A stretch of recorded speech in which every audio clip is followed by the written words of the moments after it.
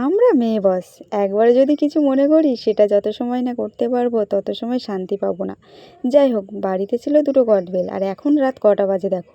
মন চাইলো যে একটু টক টক খাবো। আরে তোমরা আবার অন্য কিছু ভেবো না, টক খাবো মানে মেয়েদের টক মানে প্রিয়। অনেকে ভাবতেই পারে যে এখন টক কেন খাবে বলছে। টক অন্য কোনো কারণে খাবো না, খাবো একটু যে এখন খেতে ইচ্ছা করছে তাই। আর আমি একা না, আমার সঙ্গে এখনও সঙ্গপঙ্গ আছে। যাই হোক, এটাকে দেরি না করে ভেঙে ফেললাম। কথা যা, মনে আসা যা, কাজ যা। নিয়ে নিলাম ভাজা লঙ্কা, শুকনো লঙ্কাকে ভেজে নিলাম। নেওয়ার পরে এতে লবণ আর জিরে গুঁড়ো দিয়ে এটাকে ভালো করে একটু মাখিয়ে নেব। মাখানোর পরে যে বেলটাকে দেখছো, এটাকে আমি ভালো করে একটু কষে মশে মাখিয়ে নেবো। এবার চিনি দিয়ে দেবো।